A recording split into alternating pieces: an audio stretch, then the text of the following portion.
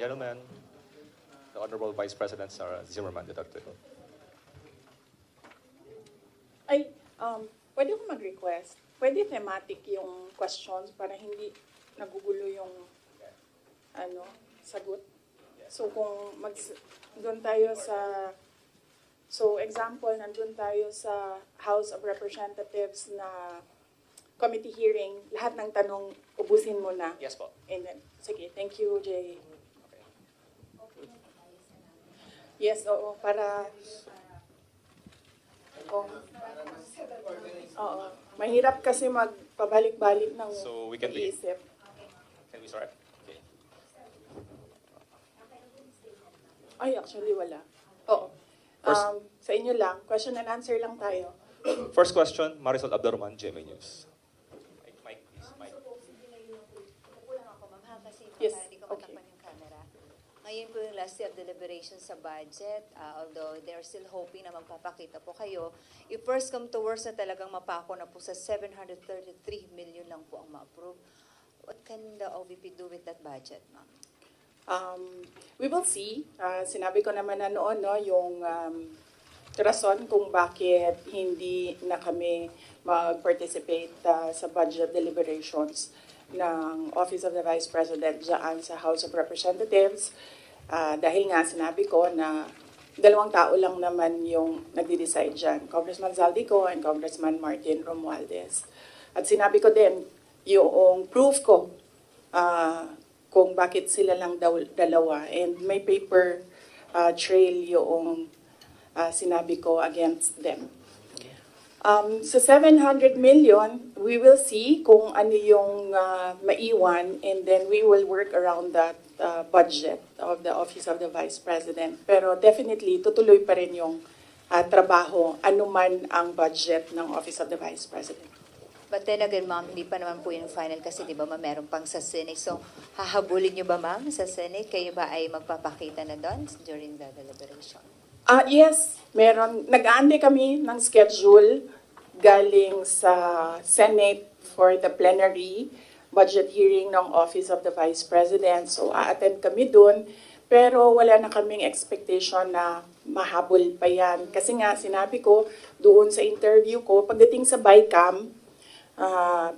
bicameral, kung nasaan nandun na yung dalawa, the Senate and the House of Representatives, wala ding nasusunod doon except si Zaldico at si Martin Romualdez. At ang example ko niyan ay yung attached na list, no, sa classrooms ng Department of Education na kahit pa man tinanong ng mga senador, nandun pa rin siya sa final draft and nandun pa rin siya sa General Appropriations Act. At ang isa pa doon na example ko sa inyo na sila hindi naman ang nasusunod doon, yung kaguluhan nila at sagutan nila sa AKAP. Wala yung AKAP, di ba? Nakita na lang nila yung AKAP sa bike camp. At sinasabi ni Zaldico, hindi, pumirma ang mga senador eh. So, yun yung example ko na, yun yung proof ko na dalawang tao lang nasusunod dyan. Si Zaldico at si Martin Romualdez. But despite that, ma'am, sure na yung inyong attendance po sa Senate deliberation. Yes. Kahit alam mong if first come to worst, talagang yun lang makukuha ang budget ng OVP. Opo, oo. Sigurado yung attendance namin. In fact, kahapon, na-discuss namin dyan sa Chief Staff na opisina kung ano yung date para ma-block namin yung date ng plenary ng Senate. But apparently, wala pa daw mga schedule, so nag-aantay kami. Alright. Ma'am, last po, yung show cause order po na pinalabas po ng Committee ng Good Government sa ilang mga OVP officials po. Opo, nabanggit kanina noong nagmo-monitor ng hearing na meron ng show cause order yung ibang mga personnel ng Office of the Vice President. Sabit lang namin sa aming legal dito sa OVP, meron naman kaming legal division, and then we will ask our lead lawyer to come up with a legal opinion. Next, there's a follow-up question from Bea regarding the OVP budget. Hi ma'am, good afternoon po. Bea Beniza from Bombo Radio po. May I ask po ma'am, given the budget nga po na 700 million, napatak po tayo sa mga ganong digits, sa paglilibot nyo din po kasi sa mga lalawigan, ano po yung mga urgent matters or urgent concerns na napapansin nyo na kailangan talaga ng mga sambayan ng Pilipino? And paano nyo po ito mafulfill given that budget po? Ang Office of the Vice President naman kasi, it's complementary yung mga projects namin sa iba't ibang departments ng gobyerno. Meron kaming tally dito sa Office of the Vice President kung gaano kadami yung mga nag-a-access ng projects at ano yung mga projects na ina-access nila. Ang number one talaga dyan is medical and burial. Makikita niyo yan sa lahat ng mga bill sa hospital, laging kulang yung pambayad ng mga relatives ng pasyente. Yan ang number one. And then number two is financial assistance, yung mga hingi nila na augmentation sa kanilang pang-araw-araw. Minsan panggastos, minsan pangbayad sa kuryente, minsan pangbayad sa upa ng bahay, minsan naman humihingi sila kasi nagkukulang na yung pangbayad para sa paaralan, eskwelahan ng mga bata. So iba-iba yung rason nila, pero the same yung request nila, financial assistance. And ang sunod niyan is yung request, hindi lang ng mga taong bayan, but ng mga local government units or even mga barangay officials. Kapag merong disaster, humihingi sila ng tulong para sa pagkain, food and non-food supplies ng mga biktima ng calamity. So yun yung top 3 na lagi naming ma-encounter na hinihingi sa Office of the Vice President. In fact, hindi lang yan sa OVP kasi nung mayor ako, halos the same yung requests ng mga tao. So for the final question ko po ma'am, punta naman po tayo sa Office of the Vice President po na personals po. So dun po sa budget na po na yun, paano po kaya, hindi po ba mabibitin yung mga personals niyo po pagdating po sa kanilang mga sahod or mga income po nila? Hindi naman po ba sila mabibitin given that budget po? Or may mga benefits pa po ba rin silang matatanggap with that budget? Yan po ma'am. Yes, oo. Kasi ang unang-unang ginagawa ng budget is pinupondohan niya yung obligations ng gobyerno. Kapag permanent employee ka, obligation ng gobyerno lahat ng bayad sa iyo, hindi lang yung sahod at iba, kasali na yung iba pang benefits. So yan, hindi yan siya pwede tanggalin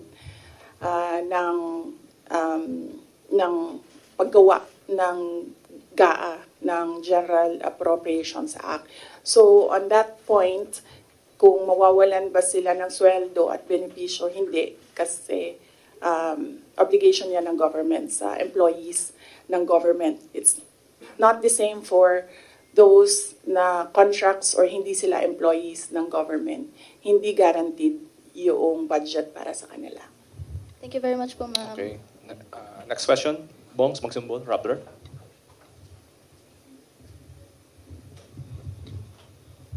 Good afternoon, VP. Yes. VP, as we're speaking right now po, merong ongoing House probe.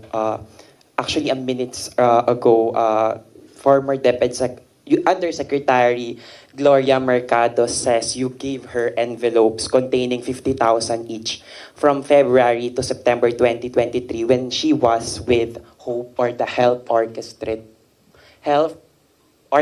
Positive Learning. A DepEd project, she believes it could be to influence her decision as HOPE. Your response po? Dapat siguro kung mag-akusa siya ng ganyan, dapat may papel siya. Tulad ng ako, pag inaakusahan ako, pag sumasagot ako, binibigay ko yung papel. Gloria Mercado is a disgruntled former employee of the Department of Education. She was let go because of loss of trust and confidence sa Office of the Secretary. Una niyang ginawa, well, hindi ko alam kung anong nauna, pero naka-strike 2 siya sa akin.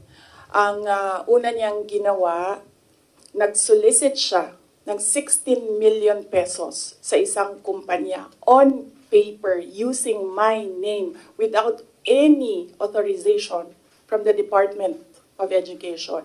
Bibigay ni JC sa inyo mamaya yung papel. Kalagay dun. Pangalawa, noong nag-school visit ako sa Cebu, merong lumapit sa akin na teacher. Sabi niya sa akin, Inday Sara, masakit sa loob namin na mga teachers kami na nasa field.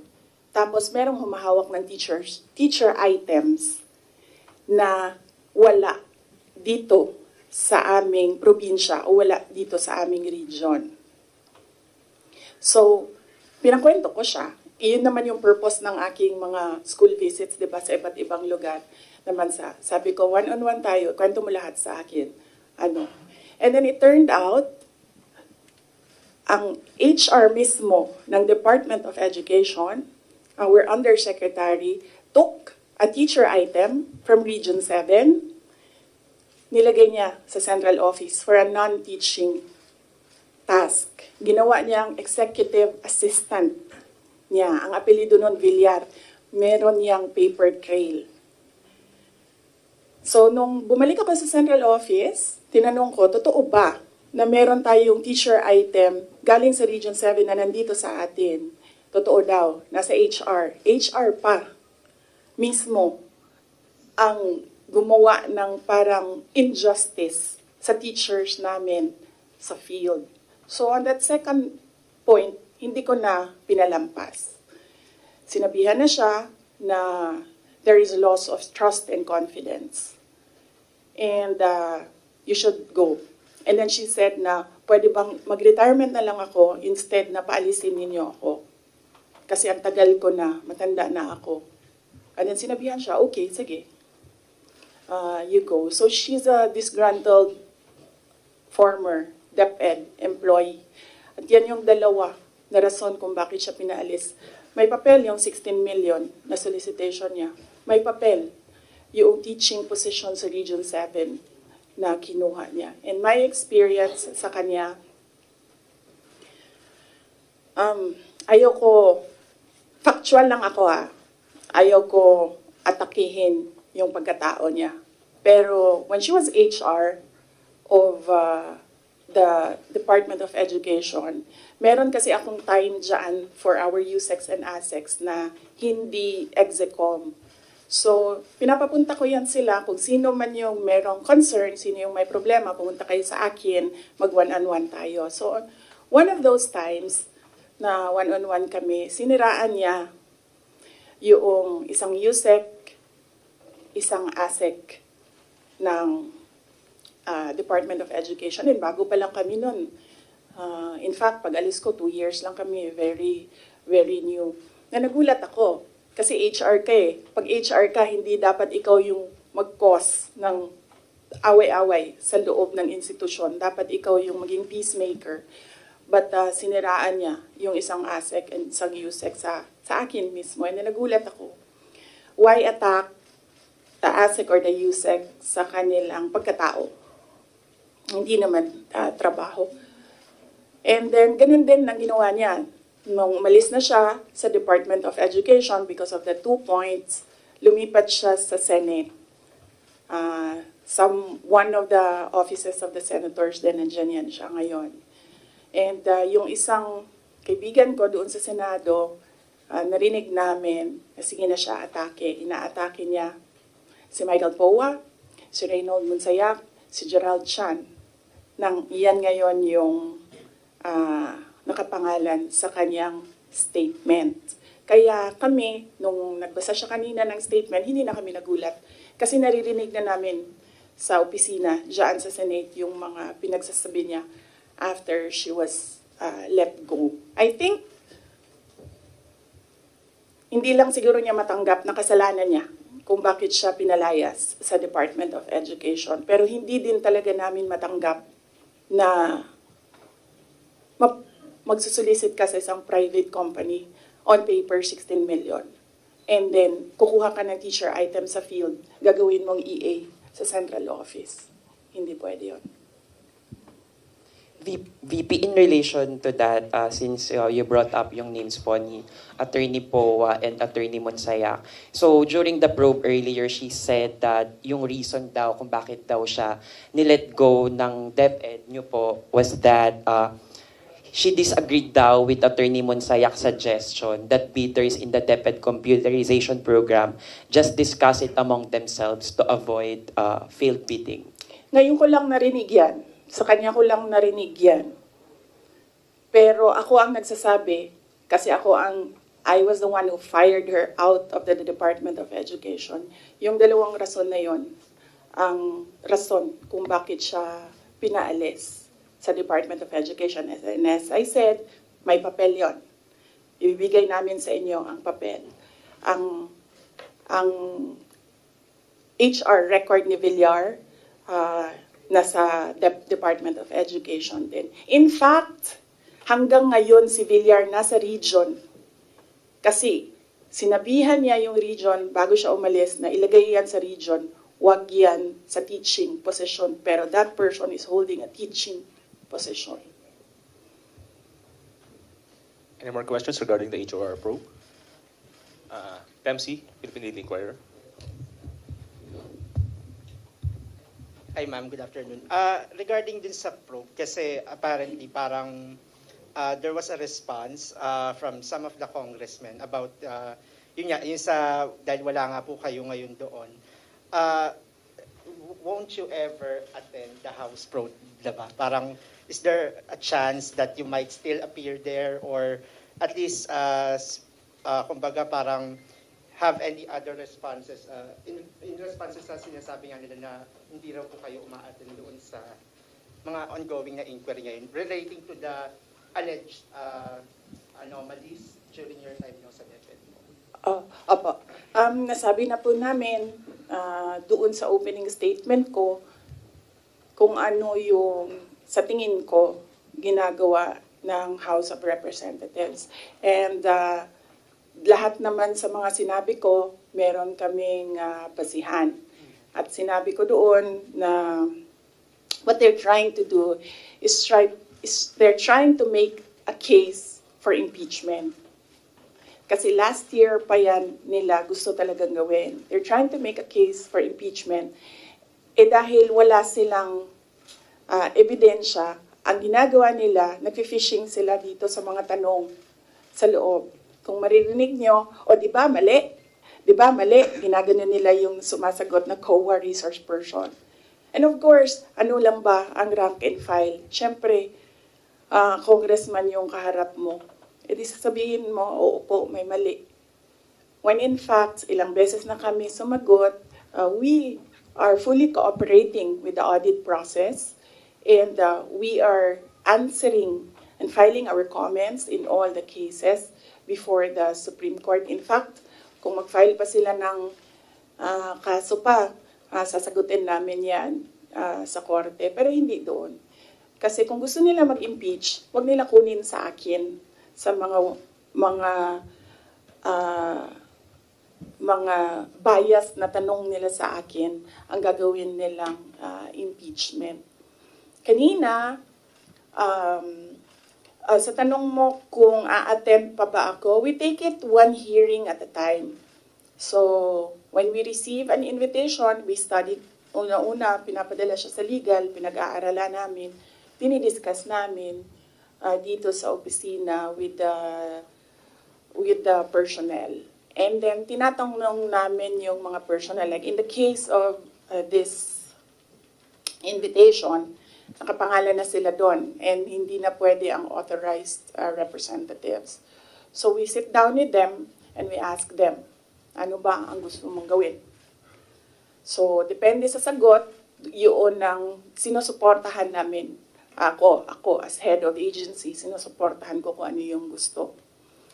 Right now, walang gustong pumunta doon sa kanila. Kasi ang concern ng lahat is yung pamilya nila. Sa kanila daw sarili, walang problema because they are government employees. So, makakasagot sila. Ang hindi daw nila makontrol is yung paninira sa pamilya nila. At yun ang concern ng lahat ng employees ng dito ng Office of the Vice President. And sabi din ng legal namin, there are valid legal points or legal questions sa nangyayari na hearing, which is the contempt of the letter to Congressman Joel Chua kaninang umaga. Unang-una doon, yung privileged speech mismo ni Congressman Valeriano nagsabi ng unverified claims. So paano ka magagawa ng hearing based on unverified claims? Hanapin mo muna yung mali, tapos ka mag-hearing. Hindi yung doon mo hahanapin yung mali sa hearing.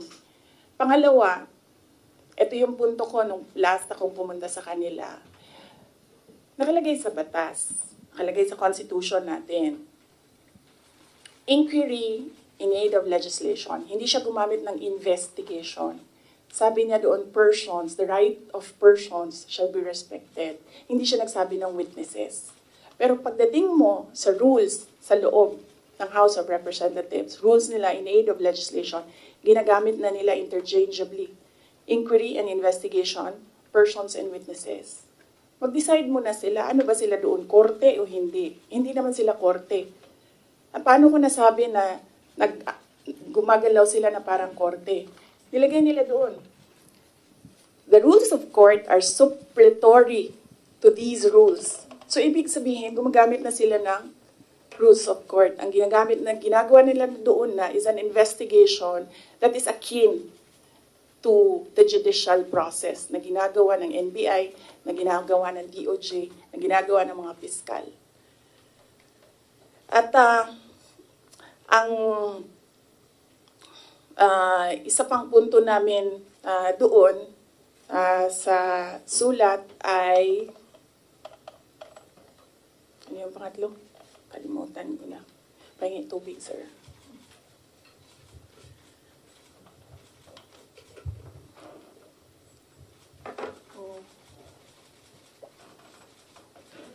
Wait.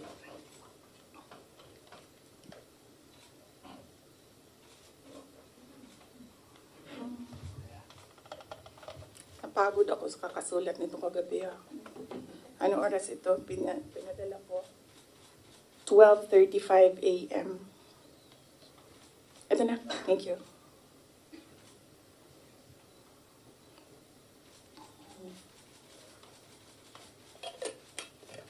Yeah. Ito yung isang punto ko dyan.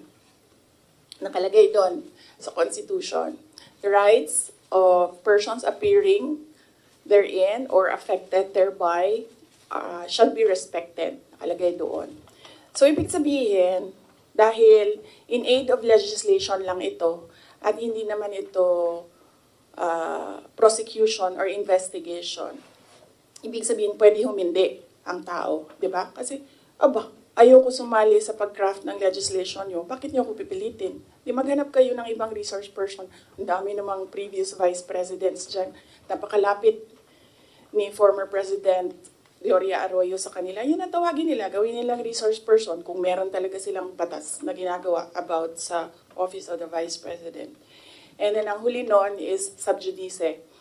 Ang daming questions nila na kaparte ng 3 cases na final sa Supreme Court na dapat hindi pinag-uusapan sa labas ng korte.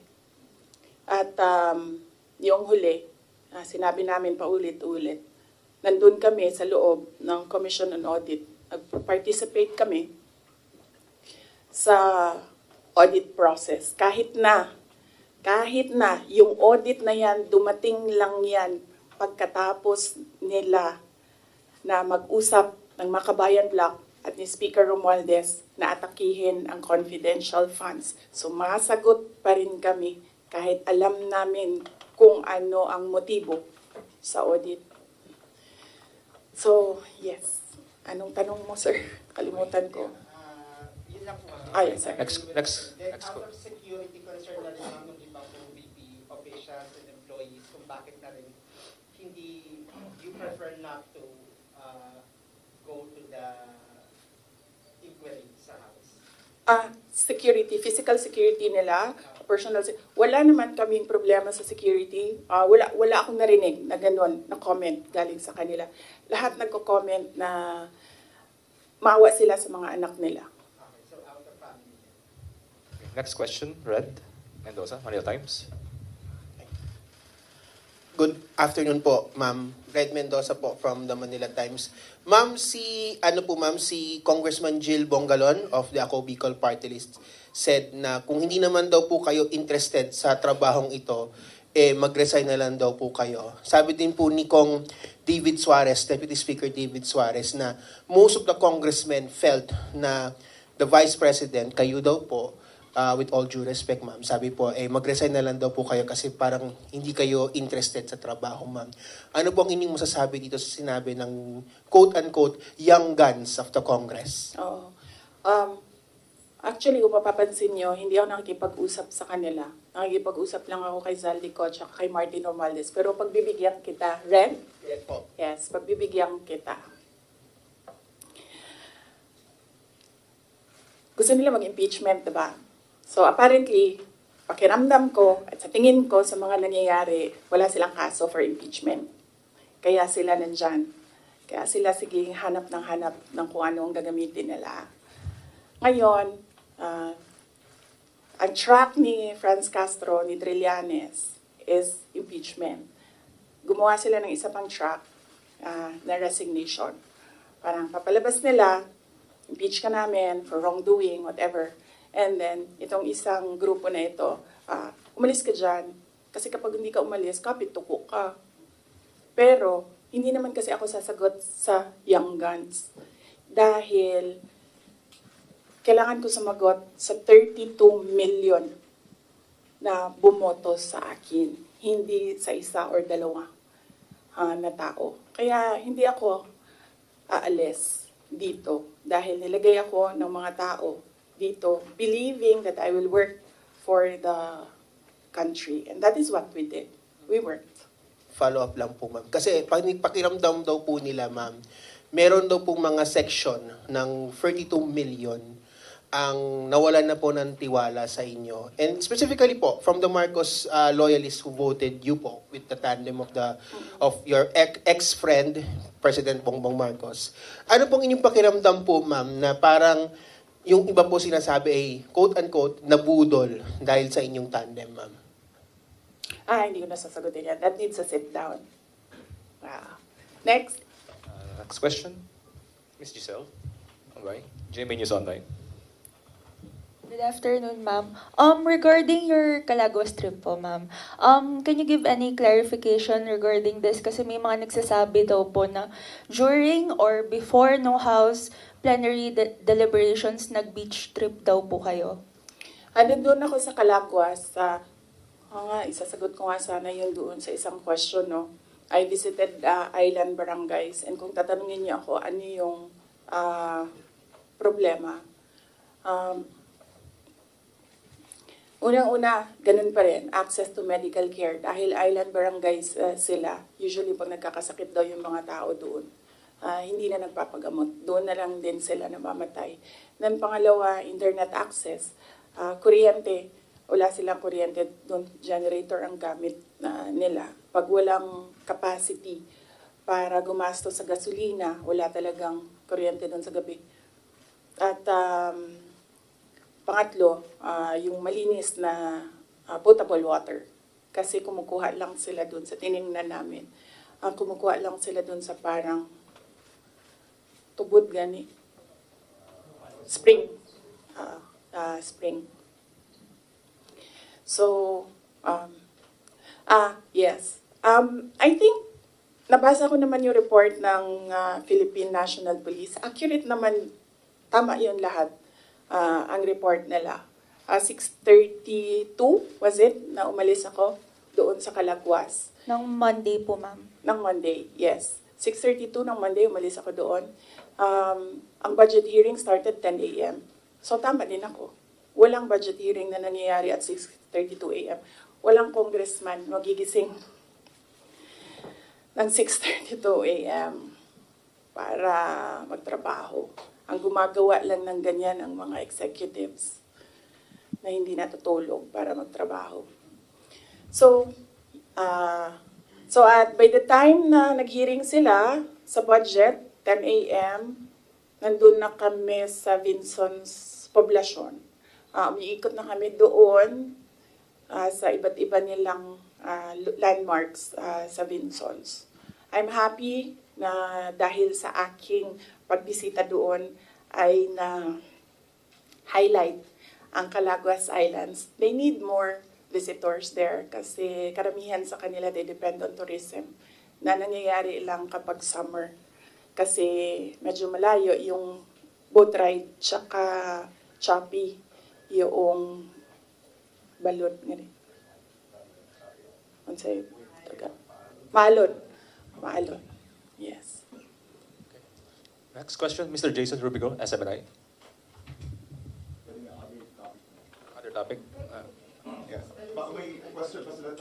Any other follow-up questions? Sa Bicol, tapusin muna natin yung Bicol. Can you tell us more about your meeting with former Vice President Lenny po? I did not have permission from Vice President Lenny to talk about what we talked about. Pero ito lang yung gusto ko sabihin din sa mga tao. Hindi ba dahil kasi hindi alam ng mga tao or walang picture na lumalabas ay hindi ko ginagawa. Isa sa mga tasks na nilista para sa akin dito sa Office of the Vice President is to visit former Vice Presidents doon sa mga residences nila. Ang una kong nabisita, syempre, hindi alam ng mga tao kasi wala namang lumabas na picture, but mag-excuse lang ako sa family. Binisita ko si former Chafisto Gingona, former Vice President Chafisto Gingona sa bahay nila. So I was welcomed there by the family. Nakausap din kami ni Sir. And then, next was former Vice President Erap Estrada. Binisita ko din sa bahay niya. Anong purpose ng pagbibisita ko? Nagpapakilala ako sa kanila. Nagsasabi ako na ako yung Vice President. At sinasabihan namin sila as former Vice Presidents, we owe it to them na kung may kailangan sila, susuportahan namin sila, yung opisina ng OVP. And we invite them to lend us memorabilia para sa Office of the Vice President Museum. So binisita ko si former President Erap Estrada sa bahay niya.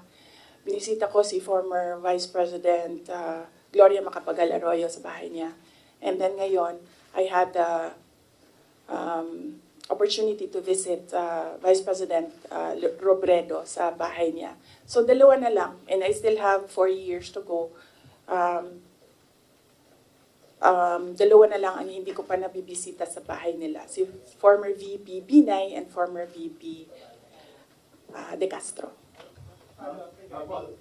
Follow-up? Yes. Jason. Ma'am, yung comment niyo po doon sa sinabi po ni spokesperson ni Vice President Lenny na si Sir Barry, na feel nila nagamit po sila, nagamit po ninyo sila. Hindi ko na sasagutin si Barry. Kung meron akong sasagutin, dito lang ako sa taas. Si Vice President Lenny, or si President Marcos, or si Zaldico, or si Martin Romualdez. Yan. For clarification, ma'am, yung meeting with Vice President Lenny, was it planned po or hindi planado yung pagpunta po natin doon? Di ko na sasagutin yung details kasi I understand hindi din nagsasabi ng detalye si VP Len. Pero i-confirm ko na nandun ako sa bahay niya. Follow-up. C. Can you confirm that, the camp of former Vice President Lenny said na it was more on personal, nothing political naman daw. Can you confirm na it was more on personal conversation lang yung nangyari and nothing political? Siguro, no, as she's more senior than me kasi nauna siyang maging Vice President sa akin. Kung meron mang dapat magsalita, siguro dapat si Vice President Lenny yun kasi bahay niya yun and siya yung binisita. So, napaka-assuming ko naman kung ako yung magkukwento, ako na nga yung bisita, ako pa yung madaldal. So, kung si Vice President Lenny Robredo ay walang sinasabi, respetuhin natin kung ano yung gusto niya. Same answer yung kanina. Next question. Lance? Siyempre, nagkaroon po ng ilang parang ideas na possible daw na magka-alyansa in the future because of that meeting. Pero kayo po ba, bukas po ba kayo na in the future ay makipag-alyansa sa politika with former VP Robredo? Hindi yan yung nasagot ko, no? Pero nasagot ko na yung question about political alliances noong araw na umalis ako sa Department of Education. Sabi ko doon, inimbita ako ni President Marcos na sumama sa kanila. Inimbita din ako ni former President Duterte na sumama din sa kanila. And right now, hindi ako, ang sinasabi ko nga noon, I'm single and ready to mingle. But right now, hindi ako handa na sumama kahit kanino man because kailangan ko muna ayusin at ipagtanggol ang Office of the Vice President. So nandun tayo sa protect the Office of the Vice President na isa sa mga, of course, duties ng Vice President. Next question, Kat Domingo, ABS-CBN. Ma'am, still on this topic, mayroon pong ibang mga political analysts who are saying that who are accusing you of using your visit to Naga as a diversionary tactic, allegedly, doon sa mga intrigues sa inyo sa House of Representatives, particularly the budget hearing. Your defense to this, ma'am? Unang-una, ang diversionary tactic, wag the dog nga sinabi ko noon na ginagawa is yung pag-atake sa akin. Nakita nyo, wala na tayong pinag-uusapan patungkol sa bansa, kundi si Sara Duterte. At hindi na natin napapag-usapan ang kahirapan, ang kagutuman, ang kawalan ng internet, walang internet connectivity sa iba't ibang lugar, kuryente na mahal, kuryente na hindi reliable ang supply. Ang daming problema ng bansang ito. Pero hindi na pag-usapan dahil pinapag-usapan natin si Inday Sara Duterte. Pero wala namang problema sa akin yon. Kaya ko naman sagutin yan lahat kasi alam ko naman wala akong ginawang mali. So kahit ano pang itapon nila, sasagot ko yan.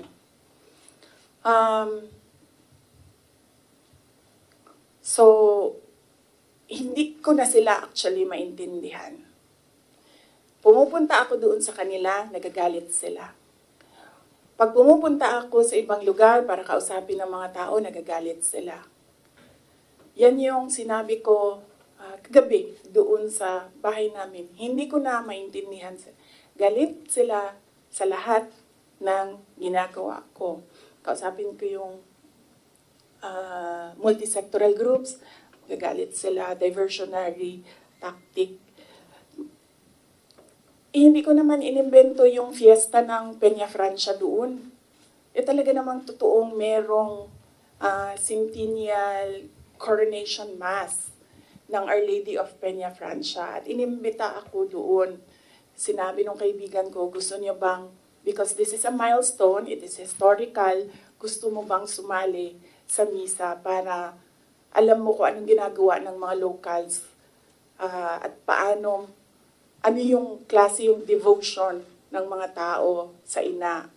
So sabi ko, oo. And then, syempre, may kaibigan naman ako sa Naga. May mga kaibigan ako sa Naga. So binisita ko sila. Kasama nung aking pagpunta doon. And syempre, nandoon na kami. Malapit na ang daet. Sabi ko sa mga kaibigan ko sa daet, magkita tayo. And then pagdating ko ng Vinsons, pumunta si Mayor sa akin, sabi niya, meron kaming Takbuan Festival na nangyayari ngayong week na ito, doon sa kanila, Takbuan Festival. Apparently, ito yung festival ng birthday ni Wenceslao Vinsons. So, masaya ako na nagkadugtong-dugtong yung mga schedule na kung saan meron akong mga natutunan at meron akong mga nakausap. ng mga tao. Ang hindi ko lang nagawa doon, hinabol ko, inattempt ko habulin, yung OVP Satellite Office sa Legazpi. Kasi meron kaming mga concerns na gusto ko kausapin sila doon. Pero pagdating ko kasi sa Legazpi, 5:30, nagsarado na yung opisina. Ayoko rin naman mag-antay yung mga tao. So, hindi ko naabutan yon. Yun ang hindi ko nagawa sa itinerary ko doon sa Bicol region. So, hindi ko na alam. Galit sila kung makipag-usap ako sa tao. Galit sila pag pumunta ako doon sa kanila. Hindi ko na rin alam. Kailangan ko ba magpaalam? Kakain na ako? Aalis na ako? Hindi ko na sila maintindihan. So, kailangan ko rin siguro magpaalam sa kanila kasi pupunta akong Cordillera sa susunod na mga araw. Para lang malaman na nila, pupunta po ako sa Cordillera kasi merong isang senior citizen na babae doon na naghahanap sa akin. Gusto daw niya ako kausapin. So, magpapaalam po sa inyong lahat. Follow up. Other topic? Follow up because red. Ma'am, confirm lang po ma'am kasi may isang online news website, Politico. Paki-confirm lang po to if it's true or not. Si Rex Anthony Villegas daw po, yung sinasabi po ba ninyong kaibigan?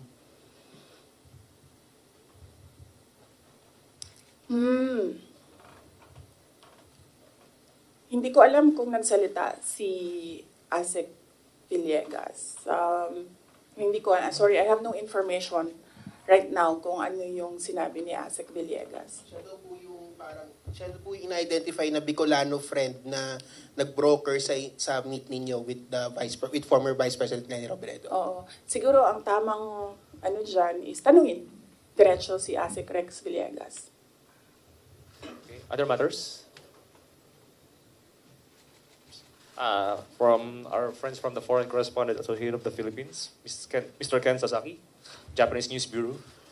Good afternoon, ma'am. Hello. You understand Tagalog? Not so much. No? I'm so sorry. So Japanese So, News. how did you understand my answers earlier? Sorry. Just It's Go ahead. okay. Yeah. It's Go okay. ahead, Sasaki-san. Oh, I love Japan. thank you. It's my favorite country in the world. Yes. Next to the Philippines, because the Philippines is given already because I live here and this is where I'll die.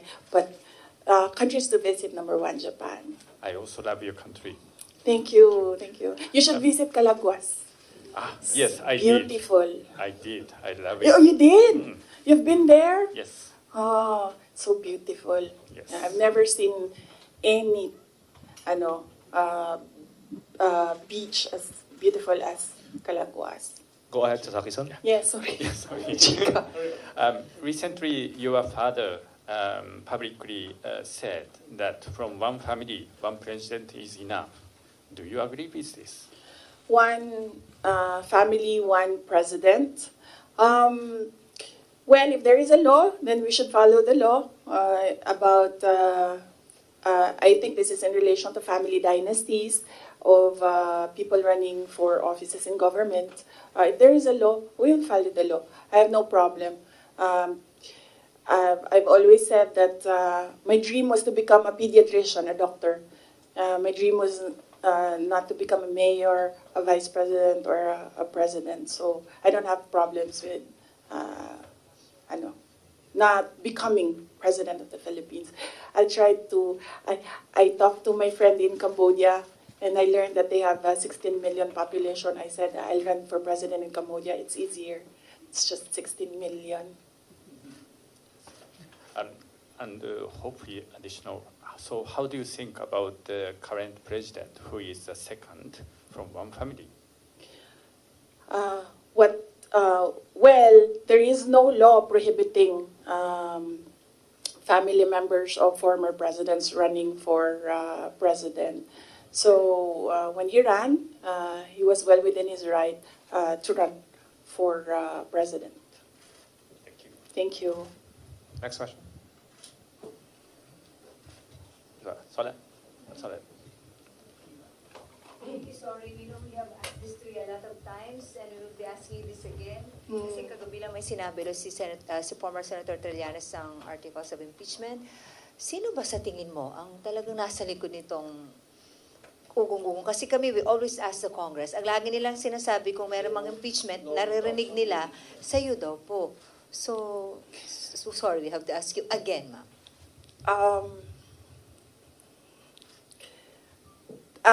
Kinote ko naman na si Representative Castro, di ba? Sa kanya nagsimula yan. I-quote ko ulit para, Who's really behind it? meron akong mga notes ng quotes dito eh.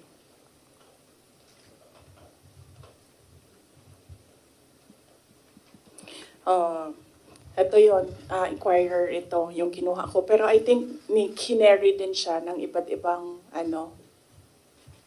media outlets. The impeachment is especially on the misuse of public funds and technical malversation and violating the 1987 Constitution because a government official is bound to follow the Constitution. So last year pa lang, meron na siyang grounds for impeachment. Kaya sinasabi ko, ginagawa nila ng paraan, pumasok lahat nung kailangan nila doon sa pinag-usapan nila na grounds. And then yes, nagsalita, kanina sinabi ko, one track is impeachment. Nandito si Castro, nandito si Trillanes. Sino, alam ko kung sino, pero hindi ko siya masabi.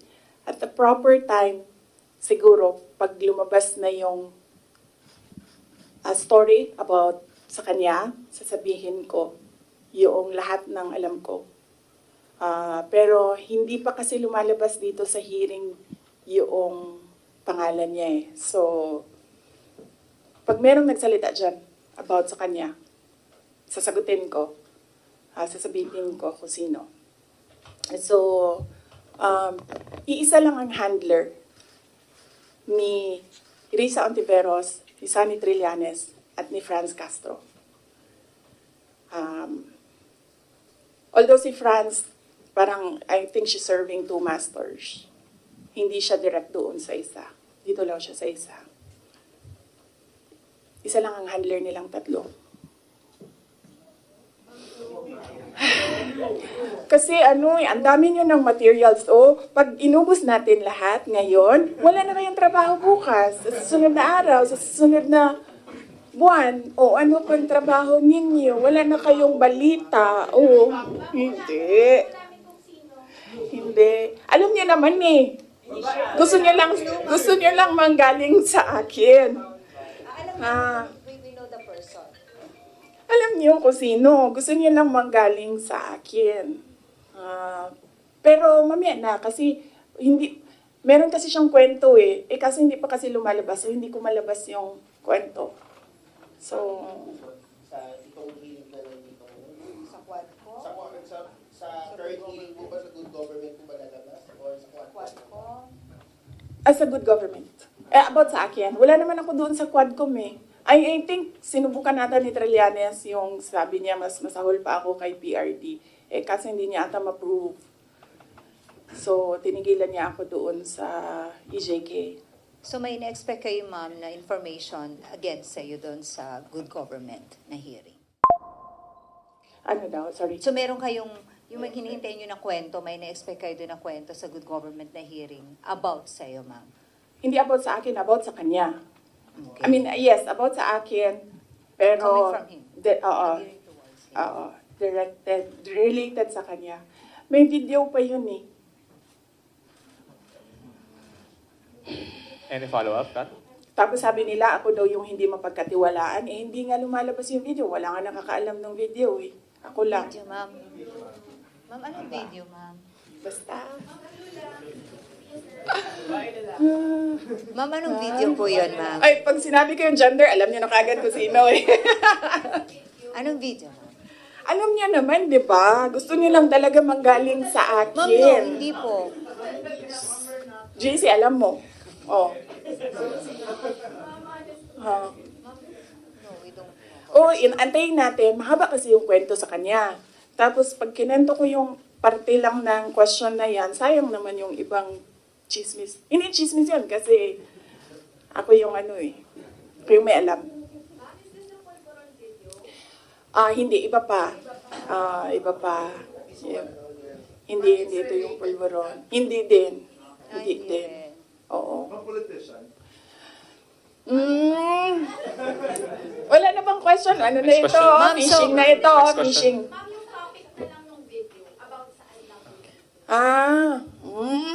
Next question na. Maraming salamat.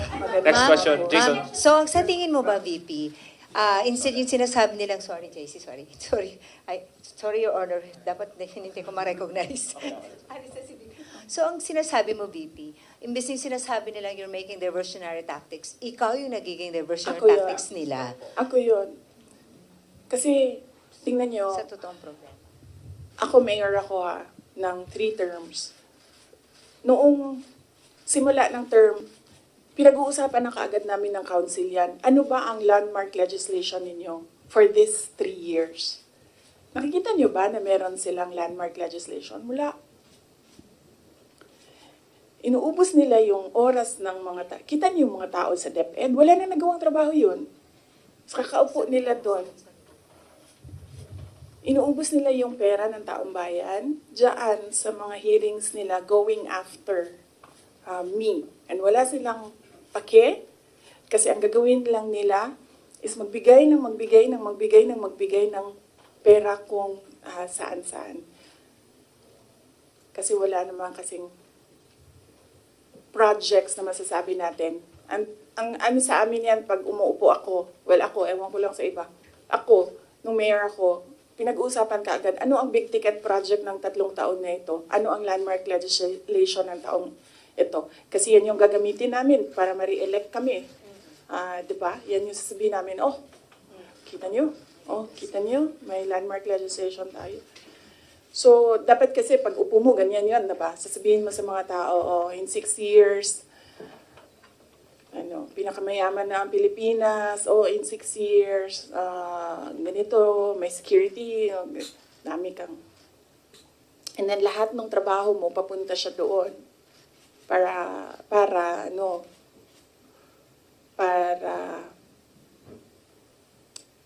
pag-alis mo, nakikita ng mga tao yung trabaho for the past 6 years. So, Follow up.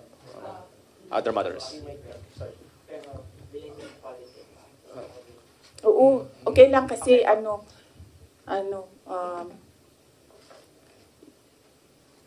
inano niyo yung traffic para pumunta dito. So, kunin niyo Sige na po, lahat. thank you, Kunin niyo ma'am. na lahat ng mga kailangan ninyo. Ma'am. Huwag lang about siya. Okay. Okay. Pangalanan natin siya.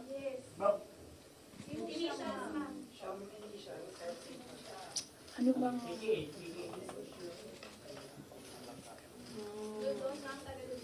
Wala pa akong... Actually, wala akong code name para sa kanya eh. Sinasabi ko diretso yung pangalan niya kapag ginalibak na ko siya.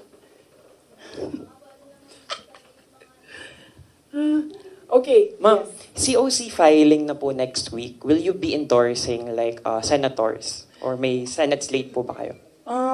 Sa ngayon, wala. Wala akong Senate slate, wala akong senators. Kasi nga sabi ko, nakatutok kami defending the office of the Vice President. I feel that that is my primary duty right now, to defend the office. So, nakatutok lahat ng effort ko doon. Pero, we'll see. Malayo pa naman kasi yung kampanya. Sa February pa siya magsisimula. So, tingnan natin, baka pagdating noong February, medyo maluwang na and pwede na mangampanya. Mr. Chair. Last. Pwede ba? Sorry, when you agreed to run with President Marcos in 2022, did you ever imagine yourself being at the center of controversies and even impeachment rumors less than halfway into your term? Kasali yan sa sit down. Next na yan. Yes, ma'am. Mr. Chair, follow up. Sorry. Last time. Ma'am, you previously said po na 3 Dutertes will be running for the Senate. Magtutuloy po ba kaya ito? naku, hindi ko alam. Basta naririnig ko lang siya sa mga grupo nila, mga tao na nakapalibot sa kanila na tatakbo daw, naghahanda, tumakbo. Hindi ko lang alam kung sasabay-sabay silang tatlo. Pero if ever, ma'am, you'll be supporting them po. Yes, of course. Nandito ako para sa kanila. In fact, nagtanong na ako sa kapatid ko sa Slate doon sa Davao City, pati yung mga konsehal, tinanong ko sila. Sabi ko, meron ba akong matutulong sa inyo? And then they all said na, wag ka nang tumulong dito, kami nang bahala. Naiintindihan namin na mas marami kang problema kaysa sa amin doon, dito sa Davao City. So, okay lang sa amin. Okay lang kami. Yan yung sagot nila doon. Sorry, ma'am. PDP has allied with 3 parties. Ang HNP po ba ready to allied with the PDP?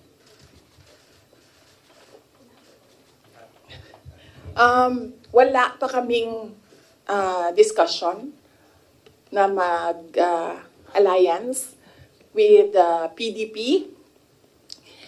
But hindi ko alam kung bakit gusto pa nilang makipag-alyansa sa amin. Dalawa lang kami doon na sa partido. Ako tsaka si Mayor Aldavid Uy ng Samal.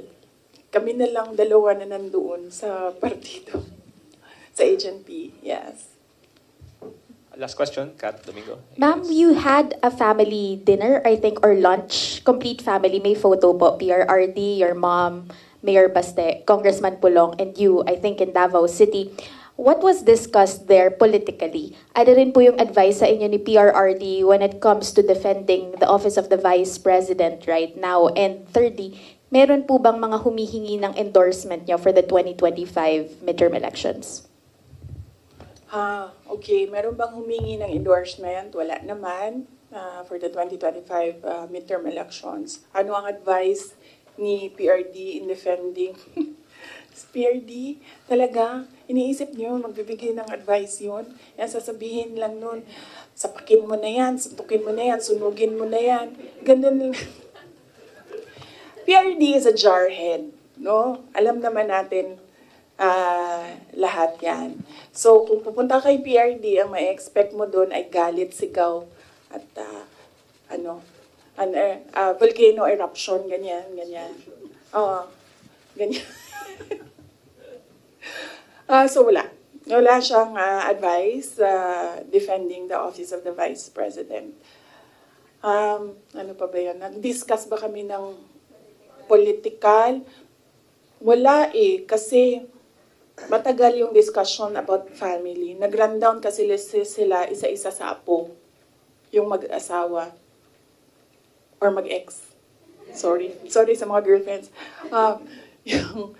Nag-rundown sila sa mga apo. So, inisa-isa nila from the eldest apo, anong nangyayari, anong ginagawa, and then sunod na apo. So, lahat ng parent sumasagot. Like, PZD answered para sa mga anak niya, and then Baste answered para sa mga anak niya, and then ako ay answered para sa mga anak ko. So, yun yung nangyari. So, medyo mahaba yung discussion kasi marami silang tanong regarding sa mga apo nila. Ay nako, si PRD, pag sinabihan mo ICC, sasabihin niya sa'yo, babarilin ko sila lahat. So yeah, no, wala. There's no talking to PRD. Pero si PRD mo, parang nagsasabi lang nila, wish ako yung apo. Kasi yung sir is tapos. Oh yes, oo. Ang lagi lang kasi nasa kanya is yung mga anak ni Baste, ni Mayor Baste. Yung mga anak namin ni PZD, wala kasi sa Davao, so hindi nakikita. Nakikita lang niya pag break, at saka yung mga ganyan, pag merong occasions like Christmas, birthdays. So he's still parang nasa puso pa rin yung mga apo niya. I think mas nasa puso niya yung mga apo niya kaysa sa mga anak niya. Okay? Are you guys satisfied? Thank you.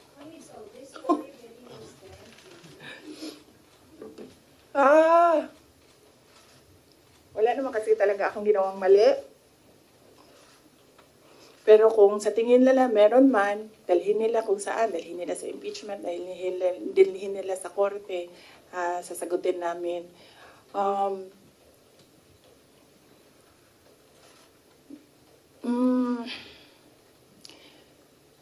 Yun. Kaya ako very casual kasi masasagot ko kasi lahat ng sasabihin nila. Minsan lang, hindi ako nagsasalita. Kaya mukha siyang walang sagot. Kasi minsan, ayoko na rin magsalita kasi nakakapagod na sila. Nakakapagod yung galit nila actually. Yun yung nakakapagod. Pero kung meron kayong kaaway, maasahan ako. Tawagin ninyo ako. Basta away, maasahan talaga ako. Thank you. Thank you very much, OPP Media. Salamat. Thank you po for allowing